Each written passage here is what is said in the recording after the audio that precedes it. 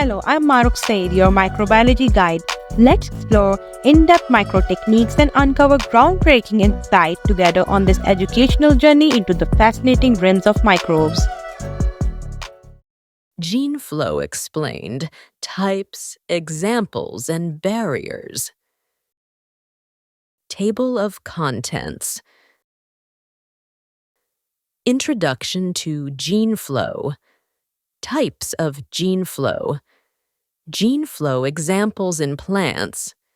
Gene flow examples in animals. Gene flow examples in humans. Barriers to gene flow. Gene flow mitigation. Introduction to gene flow. Gene flow refers to the transfer of genetic material from one population to another, also known as gene migration.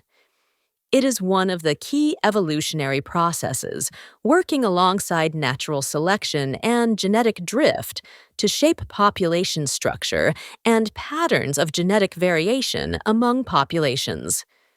Gene flow occurs through the dispersal of genes between two populations of the same species.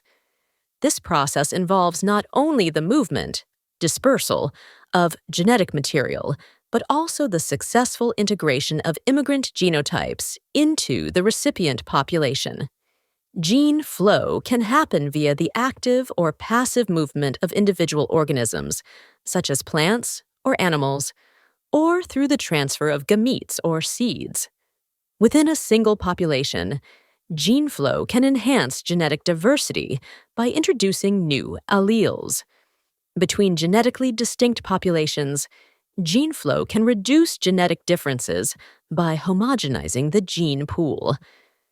A lack of gene flow promotes speciation by allowing populations to diverge genetically, while ongoing gene flow maintains genetic similarity among linked populations.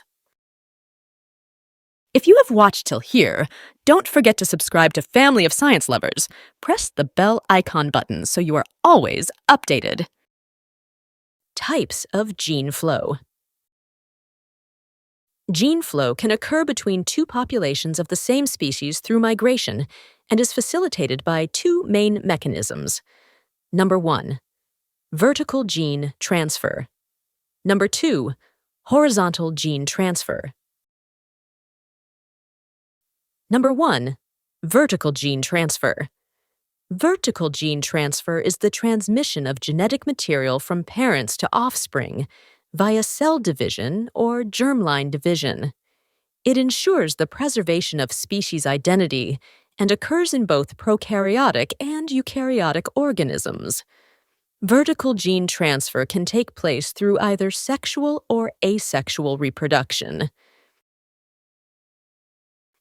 Number 2, horizontal gene transfer. Horizontal gene transfer is the exchange of genetic material between individuals of the same or different species, commonly seen in prokaryotic species like viruses and bacteria. Also known as lateral gene transfer, horizontal gene transfer is vital for spreading various genetic traits. Viruses are capable of transferring genes across species.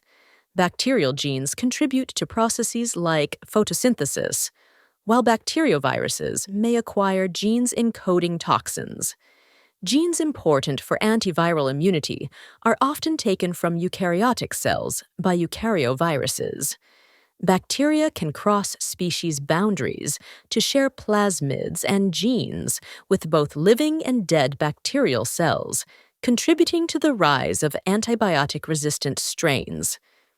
Common bacteria capable of transferring genes from bacterial to eukaryotic cells include Agrobacterium, Rhizobium, and Escherichia coli.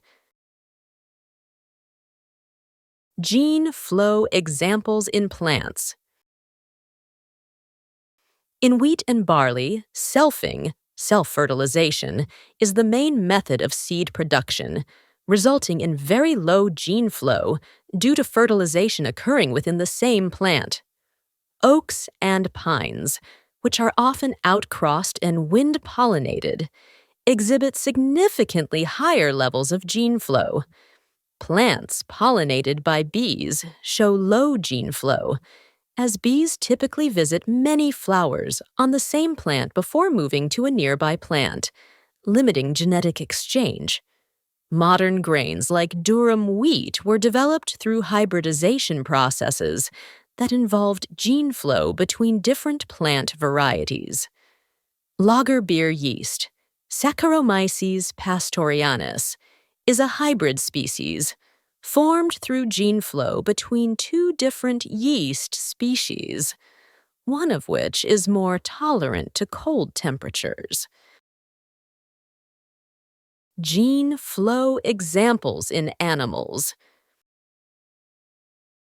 When a Maine Coon cat mates with wild tabby cats, gene flow results in some kittens having traits like bushy tails and tufted ears.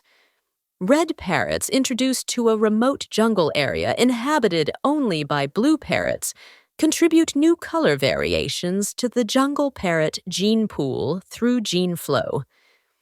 The introduction of brown beetles into a population of only green beetles leads to offspring with a broader range of colors. A population of white allele moths mixing with a darker colored moth. Population results in an increasing number of white moths over time due to gene flow.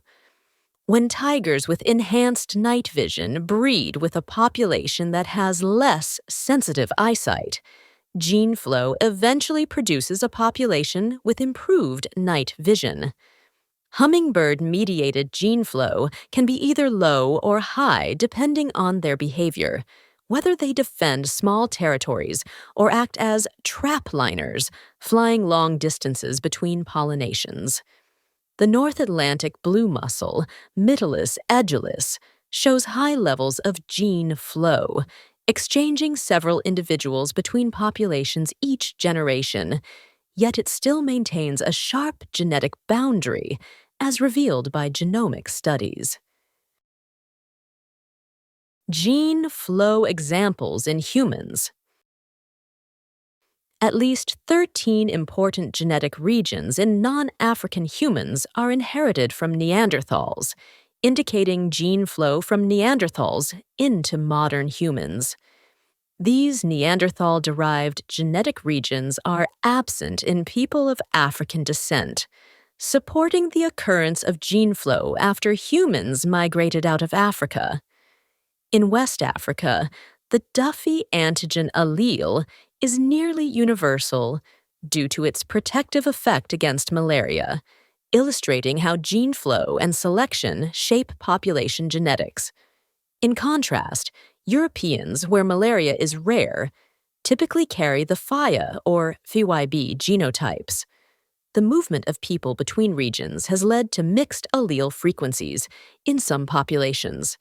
Gene flow from Asian populations into Southeast Asian islands has been shown to be more strongly influenced by Asian women than by Asian men. A Swedish native with blue eyes breeding with a Mexican native with brown eyes can result in offspring with blue eyes, demonstrating gene flow between populations with different genetic traits. Barriers to gene flow. Physical barriers such as impassable mountain ranges, oceans, or large deserts can restrict gene flow by preventing the physical movement of individuals between populations. Proximity between populations typically facilitates gene flow, so geographic separation hinders it.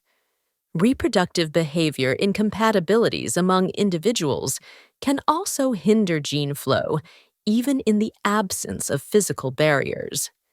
Gene flow is often gender-biased and may be limited to specific life cycle stages, restricting its overall impact. Climatic conditions that occur sporadically or persist over many years can influence the rate and direction of gene flow. Gene flow between different species can lead to introgressive hybridization, where genes from one species become incorporated into the gene pool of another. In future conservation efforts, genetically weakened populations may benefit from the introduction of individuals from more stable populations. However, this genetic enhancement carries risks, including the potential introduction of pathogens that may harm the target population or unrelated species. Outbreeding depression may result when individuals from genetically distinct populations are introduced into vulnerable populations, potentially weakening their environmental adaptations. Formerly continuous populations can become fragmented due to habitat destruction, disrupting historical dispersal routes and gene flow, which may threaten long-term population viability. For example, habitat degradation may prevent young female chimpanzees from leaving their natal group, leading to isolation and increased inbreeding in that population. Gene flow. Mitigation.